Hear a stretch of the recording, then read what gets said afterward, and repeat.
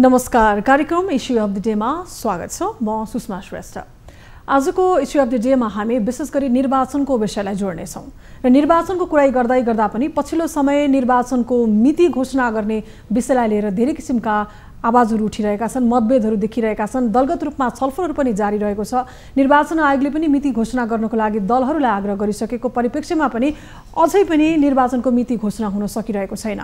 एकातर्फ संघीय निर्वाचन अनि सँगसँगै स्थानीय तहको निर्वाचन गर्नुपर्छ भन्ने किसिमको आवाज पनि एकैपटक एउटै मितिमा घोषणा गर्नुपर्छ भन्ने कुरा पनि आइरहेको छ भने होइन, जनप्रतिनिधि विहीन हुन्छ स्थानीय तह, त्यसैले स्थानीय तहको निर्वाचन प्राथमिकतामा पर्नुपर्छ भन्ने किसिमका आवाज पनि उठिरहेका छन्।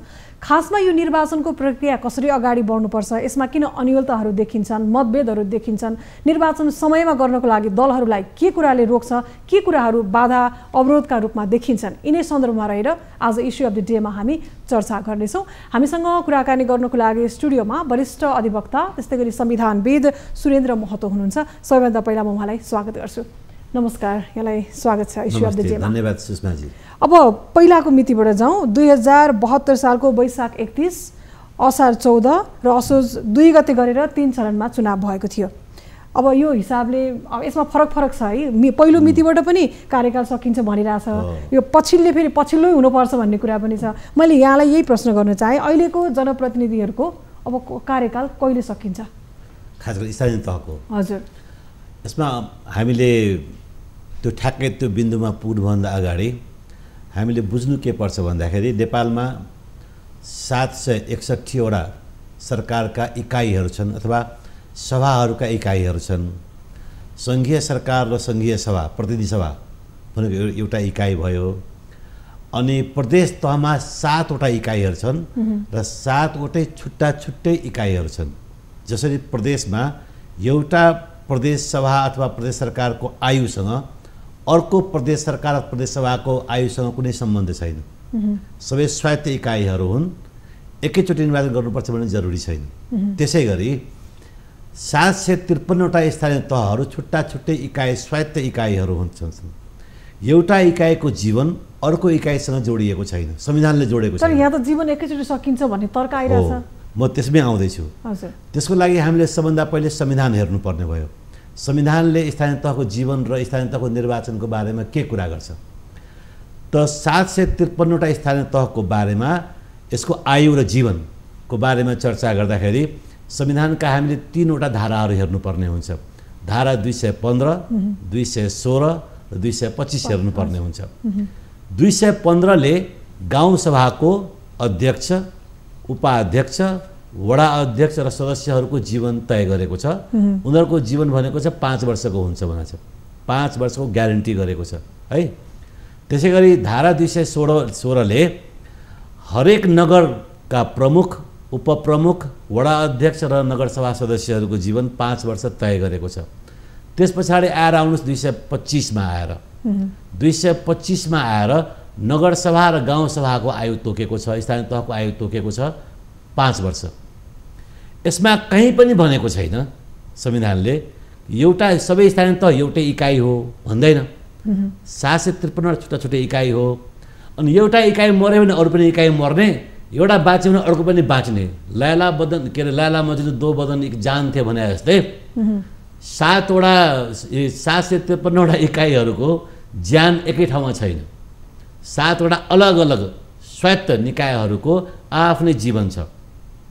अब निर्वाचन गर्दाखेरि संविधानले त एकैचोटि निर्वाचन गर्दाखेरि जुनसुकै मितिमा गरे पनि, जतिसुकै चरणमा गरे पनि आयु एउटै हुन्छ भनेर संविधानले ग्यारेन्टी गरेको छैन। संविधानले 5 वर्षको आयुलाई ग्यारेन्टी गरेको छ। त्यो आयुलाई न कानुनले, न सरकारको आदेशले, न ऐन नियम निर्देशिका केही पनि कुराले त्यसलाई कटौती गर्न सक्दैन। यो संविधानको बुदामा यसो छ भनेर यहाँले स्पष्ट भन्दा त यो त राजनीतिक दलहरूले पनि यो बुदा अध्ययन गर्नुभएको छ होला। तर अहिले चाहिँ किन त सबै स्थानीय तहको आयु एकै दिन सकिन्छ अनि यसैबाट हिसाब गरेर 5 वर्षको हिसाब गरेर निर्वाचन गर्नुपर्छ भन्ने किसिमको कुरा छ नि, यो चाहिँ किन मत बाँधिएको त? यो मत बाँधिनु पर्ने कारण स्थानीय तह निर्वाचन ऐन जुन 73 बनाएको छ नि, त्यसमा चरणका कुरा गरिदिएका छन्। पहिले चरण भनेको के हो बुझ्नुपर्छ है तपाईले।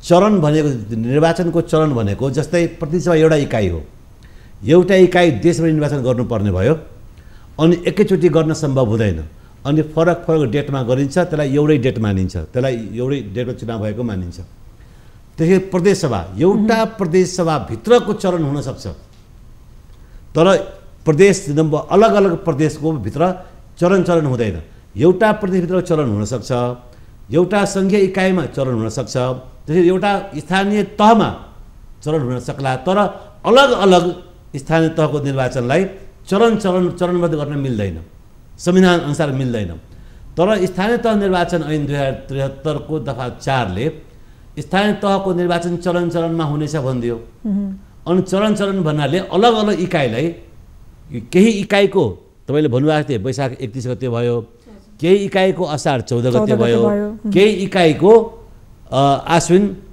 2 गते भयो भनेपछि त्यसलाई चरणको रूपमा ट्रिट गर्ने नै होइन त्यसलाई त्यो कानुन बन्ने बेलामा गलत किसिमले कानुन बनेको छ त्यो स्थानीय तहको चरण भन्ने कुरासँग कुनै सम्बन्ध नै छैन भनेपछि विगतमा जे हो त्यो गलत थियो अब त्यसलाई चाहिँ सुधार्नु पर्ने स्थिति विगतमा भएको ठीक छ विगतमा भएको गलत भएको छैन अब जुन गर्न खोजिँदैछ नि जस्तै भनौँ न तपाईँको असार 14 सपोज मानौँ अहिले भनिँदैछ के अरे निर्वाचन कार्यकाल समाप्त भएको 7 दिनभित्र चाहिँ समाप्त हुनेछ भन्छ नि जेठ 6-7 गते रिक्त हुन्छ भन्छ त त्यो त भनेको वैशाख 31 गते जुन तहको निर्वाचन भएको थियो त्यसको हकमा हो असार 14 मा निर्वाचन जसको भएको थियो अथवा आश्विन 2 गते जसको निर्वाचन भएको थियो त्यसको म्याद त सकिँदैन नि संविधानको परिकल्पना गरेको छैन चुनावहरूलाई पर्खिने कि अर्को कार्यकाल सकिनको लागि पर्खिने कि अगाडि गरेर पनि जनप्रतिनिधि चयन गर्न सकिन्छ पर्खिनु पर्दैन यसको एकदम पुरा सरल निकास छ जटिल बनाउन चाह्यो भने जटिल बन्छ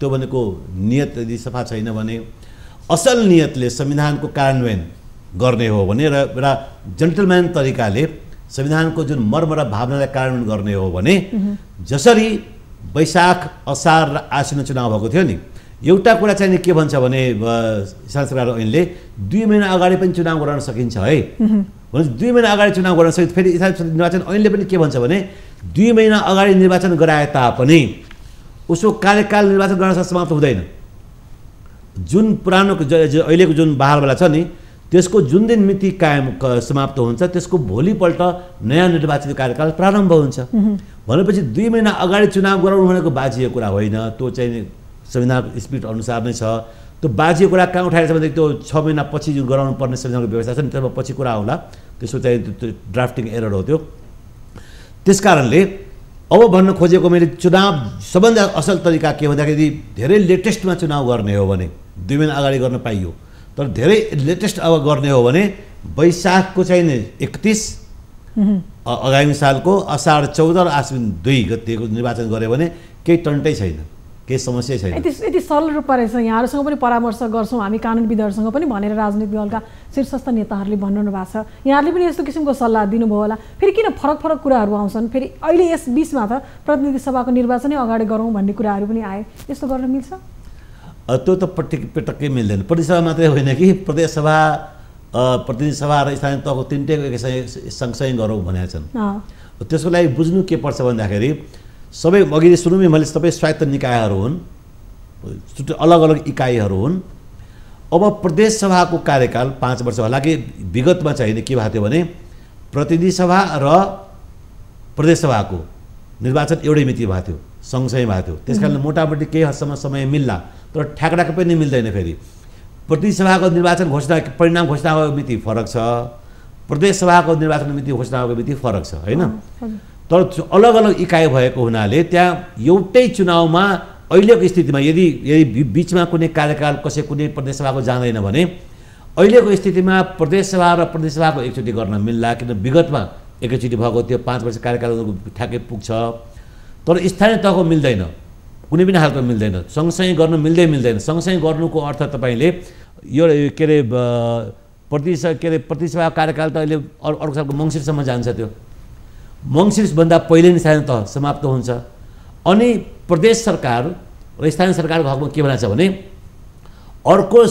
अर्को सरकारको गठन नभएसम्म वर्तमान सरकारले काम चलाउ सरकार कन्टिन्यू रहनेछ भन्ने व्यवस्था गरेको छ स्थानीय तहको हकमा त्यस्तो छैन भने त पुरै रिक्त हुने भयो त्यो त्यो रिक्त हुने अवस्थालाई पूर्ति गर्न एकै चरणमा एकैचोटिमा सबै निर्वाचन गर्न सकिँदैन, त्यो सम्भवै छैन। दुईटाको सबैको इकाइको फरक फरक व्यवस्था हो। त्यसपछि चाहिँ तपाईँको प्रदेश सभाहरूको र यसको कार्यकाल पनि अलग अलग संविधान, उनको जन्म नै अलग अलग धाराबाट भएको छ।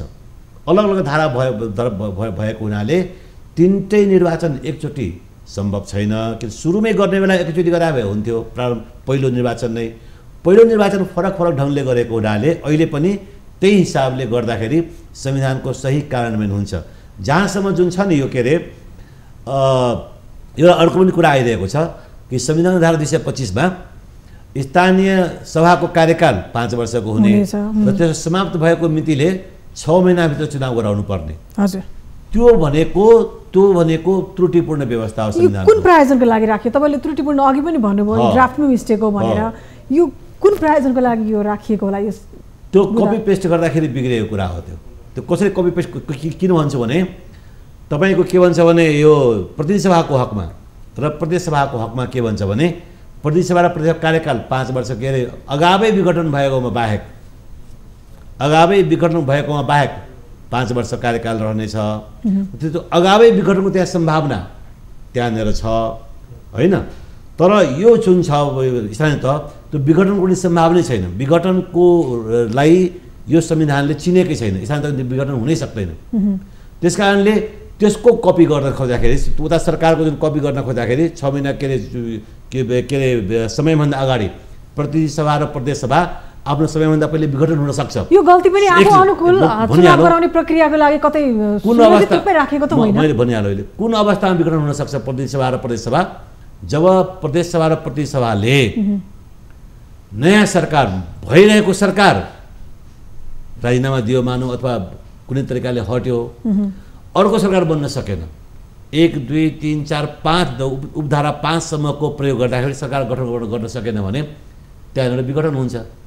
त्यो विघटन गर्दाखेरि 6 महिनाभित्र चुनाव गरिसक्नु पर्ने। सरकार फेरि 6 महिनासम्म कन्टिन्यू रहने व्यवस्था गर्यो। यसमा त विघटनको व्यवस्था छैन। त्यो कपी पेस्ट त्यो प्रदेश सभा र प्रदेश सरकार र यो प्रदेशको र प्रतिनिधि सभाको कपी गर्दाखेरि त्यो त्रुटि हुन गएको हो।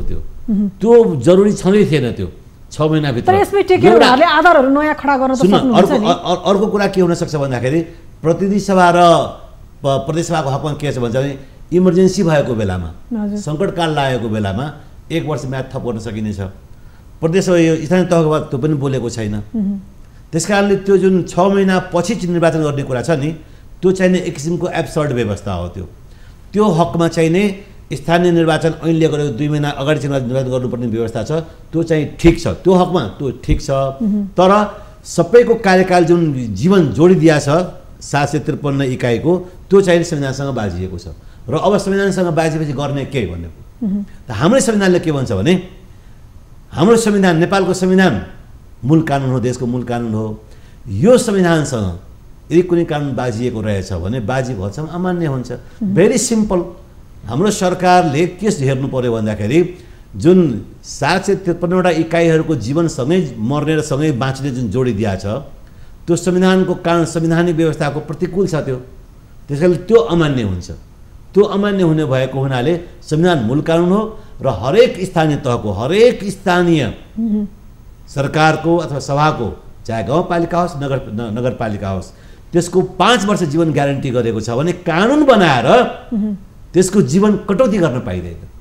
यदि कानुनमा कटौती गरेको छ भने त्यो अमान्य हुन्छ, संविधानसँग बाजिएको मानिन्छ। त्यसकारण सबैभन्दा सरल उपाय र सहज उपाय भनेको फेरि वैशाख 31 असाढ 14 आश्विन 2 गते स्थानीय तहको निर्वाचनको घोषणा गरिदियो भने संविधानको मर्म पनि पालन हुन्छ, कुनै चलखेल पनि हुँदैन।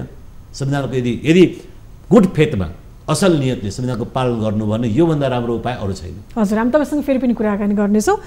कार्यक्रम इस्यु अफ द डेमा केन्द्रित छौँ हामी। विशेष गरी अब सरकारले घोषणा गर्न लागेको चुनाव र चुनावप्रतिको आशंका यिनै विषयवस्तुमा आज हामी केन्द्रित भइरहेका छौँ। एकैछिनको ब्रेकपछि फेरि आउनेछौँ। लाइफ बोय, हात धुने समयका साथमा लाइफ बोय। लाइफ बोय, हात धुने समयका साथमा लाइफ बोय। ब्रेकपछि फेरि पनि इस्यु अफ द डेमा स्वागत छ। आज हामीले निर्वाचनको विषयलाई जोडिरहेका छौँ। तिनै तहको निर्वाचन प्रक्रिया अगाडि बढाउनु पर्ने आवाज उठिरहँदा निर्वाचनको कार्यकाल सकिएपछिको अवधिका विषयमा निरन्तर बहस भइरहेका छन्। त्यसको औचित्य के हो र निर्वाचनको सही मिति घोषणा गरेर कसरी अगाडि बढ्न सकिन्छ, यिनै सन्दर्भमा रहेर कुराकानी गरिरहेका छौँ। वरिष्ठ अधिवक्ता सुरेन्द्र महतो हामीसँग स्टुडियोमा हुनुहुन्छ। फेरि पनि यहाँलाई स्वागत छ। अब मैले अघि तपाईँले संविधानमा उल्लेख भएको कुराबाट चुनावमा कसरी जान सकिन्छ, विशेषतः स्थानीय तहको निर्वाचनमै केन्द्रित भएर कुरा गऱ्यौँ। यहाँनिर पदावधि सकिनुभन्दा 2 महिना अगावै चुनाव गर्नुपर्छ भनेर स्थानीय तह निर्वाचन ऐनमा लेखिएको छ है।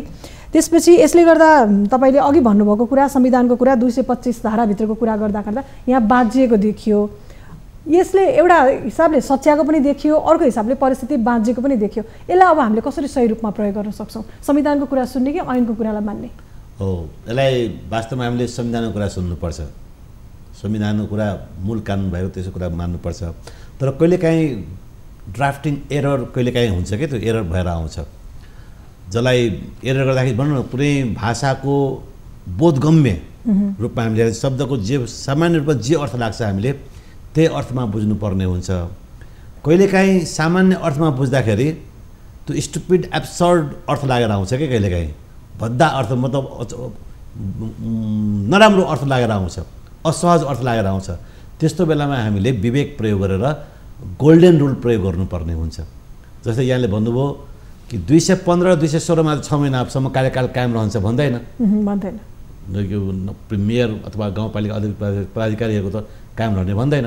यहाँ सभामा चाहिँ नि 6 महिनासम्म पछि निर्वाचन गर्ने, तर 6 महिना पछि के रहने, 6 महिनाको त्यो ग्याप पिरियडमा के हुने भन्ने भ्याकम भन्ने कुरो त आउँछ। त्यो हेर्दाखेरि त्यो भने चाहिँ 6 महिना पछि जुन निर्वाचन गर्ने प्रावधान संविधानको छ, त्यो प्रावधान भनेको संविधानको जुन मूल मर्म छ नि कार्यकाल 5 वर्षको, त्यो कार्यकालसँग त मेल खाँदैन थियो।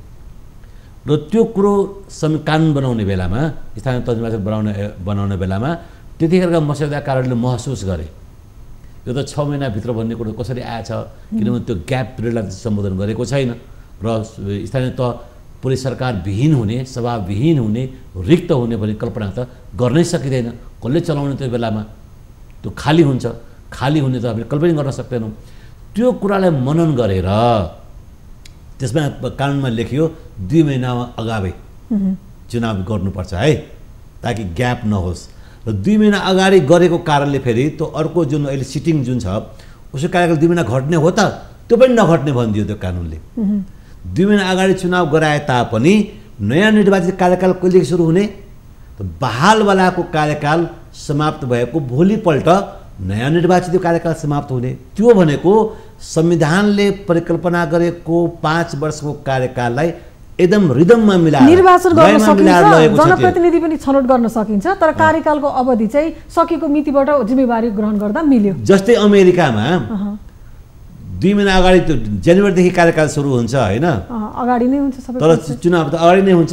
तर यसले प्रेसिडेन्ट जुन नयाँ जुन पुरानो के अरे पहिले निर्वाचित भएको जुन राष्ट्रपति हुन्छ त्यसलाई प्रेसिडेन्ट इलेक्ट भन्ने चलन छ, प्रेसिडेन्ट भन्दैन।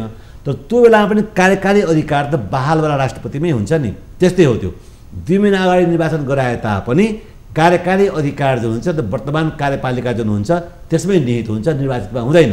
यसको कार्यकाल समाप्त भएको भोलिपल्टदेखि कार्यक्रम प्रारम्भ हुने भएको हुनाले त्यो संविधानसँग लयमा मिलेको प्रावधान हो त्यो व्यवस्था चाहिने। र संविधानमा भएको जुन त्रुटि थियो 6 महिना पछि निर्वाचन हुने, त्यसले एब्सर्ड मिनिङ ल्यायो, त्यसले बेकुफ मिनिङ ल्यायो। 6 महिनासम्म रिक्त हुने अवस्था पनि हुनसक्छ र त्यसलाई करेक्सन गर्यो यसले कानुनले। र करेक्सन गर्दा गर्दै फेरि कानुन कागज चिप्लियो भन्दाखेरि स्थानीय तह सबै जुन एक ठाउँमा जोडिदियो, त्यहाँ गएर फेरि गल्ती गर्यो। त्यो मसौदाका दिमागमा के सोच्यो भन्दाखेरि सबै स्थानीय तह एउटै हो भन्ने सोचे, तर त्यो त होइन नि। हरेक स्थानीय तह भनेको सेपरेट हो, स्वायत्त हो। अब गठबन्धनको सहमतिले सरकार र फेरि संविधानले पनि के भन्छ भने यो 3 तहको चाहिँ नै सहकारिता, सहअस्तित्व र समन्वय। सहअस्तित्व भनेको के हो? सबैले सबैको अस्तित्वलाई स्वीकार गर्नुपर्छ भनेपछि 753 वटा स्थानीय तहको छुट्टा छुट्टै अस्तित्व छ नि, त्यो अस्तित्वलाई स्वीकार नगर्ने, 7 वटाको अस्तित्वलाई एउटैमा मिसाइदिएर एकैपटक मार्ने, एकैपटक जन्माउने, त्यो कसरी हुनसक्छ? त्यो पनि संविधानको मर्म विपरीत भएको हुनाले त्यो चाहिँ ठिक होइन। र स्थानीय तहको बिचमा चरण भन्ने कुरै लागू त्यहाँ चरण लागू हुँदैन। एउटा स्थानीय तहको एकपल्ट कतिवटा स्थानीय तह कतिपल्ट गर्नुहुन्छ त्यो सरकार निर्वाचन आयोगले सरकारले गर्ने हो। तर चरणको नाममा जीवन घटाउने र बढाउने काम हुन सक्दैन। त्यसको आफ्नै कार्यकाल हुन्छ। अब यहाँलाई सोध्न मन लागेको मलाई गठबन्धनको सहमतिको सरकार हो अहिले होइन, यसले यदि वैशाखमा तपाईँले पहिलो मिति त वैशाखै भन्नुभएको छ नि, त्यो मितिमा चुनाव गर्न सकेन, उनीहरूले अर्कै किसिमको फरक किसिमको सहमति गरे, त्यसले कस्तो स्थिति ल्याउला? त्यसले के भन्छ? त्यो गैर कानुनी हुन्छ, गैर संवैधानिक हुन्छ। वैशाखको 31मा निर्वाचन हुनैपर्छ अनिवार्य। अथवा त्योभन्दा अगाडि भनौँ न, म वैशाख फागुनमै गर्नुपर्ने हो वास्तवमा, ताकि सहज बनाउनको लागि फागुनमै गर्नुपर्ने हो, 2 महिना अगावै गर्नुपर्ने हो। यतिका दिनसम्म ढिलो किन सरकारले किन निर्वाचन आयोग पनि मुख ताकेर किन बसिरहेको थियो यति बेलासम्म? जब वैशाख 31 भन्ने कुरा छ भने निर्वाचन आयोग धेरै पहिले घोषणा अन्तिम बेलामा आएर अहिले कति 10-15 दिन जति भयो होला वैशाखको चाहिने के अरे प्रस्ताव गरेर गएका छन्। निर्वाचन आयोग धेरै पहिले सक्रिय हुनुपर्थ्यो यो मामलाको लागि र वैशाख 31 भन्दा अगाडि त जानै सक्दैन। अहिलेको यो परिस्थिति जुन छ नि कोभिडको, यो परिस्थितिले गर्दा पनि धेरै कुराहरू बहाना बनिरहेको छ, जुनसुकै कार्यहरू अगाडि बढाउनलाई पनि तपाईँले यो मिति सकिने, यो गैर कानुनी नै हुन्छ, अमान्य नै हुन्छ भन्दै गर्दा यस्तै परिस्थितिले चुनाव हुन नसक्यो भने त्यो परिस्थितिलाई चाहिँ कसरी लिन सकिन्छ नि त? त्यो स्थिति नहोला भन्न सकिँदैन? कोभिडको कारणले कहीँ पनि निर्वाचन अवरुद्ध भएको छैन, भारतमा पनि भइरहेछ कहीँ पनि। किन निर्वाचन भन्ने कुरो त हजुरको लोकतन्त्रको मेरुदण्ड हो, त्यो ज्यान हो, प्राण हो, त्यो त्यसलाई बहाना बनाउन पाइँदैन, कुनै बहाना बनाउन पाइँदैन। निर्वाचन समाप्त, निर्वाचनलाई यदि बिथोलियो भने लोकतन्त्र बर्बाद हुन्छ, खतम हुन्छ। यही हाम्रो अहिलेकै वर्तमान प्रधानमन्त्रीज्यूले निर्वाचनलाई टार्ने जुन काम गर्नुभयो 58 सालतिर 59 सालतिर, परिणाम के भयो? निरङ्कुश सत्ता फेरि जन्मेको जन्मेन, अगाडि आयो कि आएन? हो। त्यस कारण जनताको प्राण, लोकतन्त्रको प्राण भनेकै निर्वाचन हो। निर्वाचनलाई यताउति पर्यो भने जीवनमै असर पर्छ, लोकतन्त्रमै असर पर्ने हुन्छ। त्यस कारण कुनै पनि नाममा, कुनै पनि बहानामा निर्वाचन अवरुद्ध गर्नु हुँदैन। बरु प्रिकसनहरू के लिनुपर्ने त्योहरू चाहिँ व्यवस्था बन्दोबस्तीहरू गर्नुपर्छ। प्रचार प्रसारमा कटौती गर्ने, आइटी प्रयोग गर्ने। निर्वाचन आज त टेक्नोलोजी प्रविधि धेरै अगाडि आइसकेको छ। तपाईँहरूको टेलिभिजन छ, टेलिभिजनको मार्फत बरु चुनाव भाषणहरू गर्ने, घर घरमा मान्छे टेलिभिजनबाट हेर भन्ने, आफ्नो आह्वान गर्ने, त्यो चाहिँ नि हुनसक्छ। निर्वाचनको मितिमा सोसल डिस्टेन्सिङ मेन्टेन गरेर मतदान गर्ने काम हुनसक्छ, तर निर्वाचन रोकिने स्थिति सक्दैन। हजुर, अब केही दलले कानुन संशोधनको विषय पनि अहिले उठाइरहेछन्, यो अहिलेको स्थितिमा आवश्यक छ या छैन? छैन, आवश्यक छैन। यदि कानुन संशोधन गर्न खोज्नुको अर्थ चाहिने अथवा कानुन संशोधन पनि पुग्दैन, संविधान संशोधन गर्नुपर्ने हुन्छ। कानुन संशोधन गर्न पनि पुग्ने कुरा आउँदैन। यदि कुनै संशोधन प्रक्रियामा हो भने आफ्नो सत्तामा रहेका दलहरू र सत्ताधारीहरूले आफ्नो अनुकूलता र प्रतिकूलतामा संविधान चलाउने, मुलुक हाँक्ने, आफ्नो अनुकूलको संविधानको अर्थ लगाउने, कानुनको अर्थ लगाउने, आफ्नो प्रतिकूल अवस्थामा हेर्दाखेरि आफ्नो अनुकूल हेर्ने, त्यही स्वार्थ हो यो। र यही स्वार्थले गर्दाखेरि मुलुक चाहिँ नै अगाडि बढ्न सकिरहेको छैन। दलगत स्वार्थ, नेताको व्यक्तिगत स्वार्थ, यी दलका स्वार्थ र नेताका व्यक्तिगत स्वार्थले गर्दा मुलुक बर्बाद भइरहेछ। आफ्नो स्वार्थभन्दा माथि उठेर राष्ट्रको स्वार्थमा केन्द्रित हुनु पर्यो र संविधानको मूल मर्म र भावना बुझ्नुपर्छ।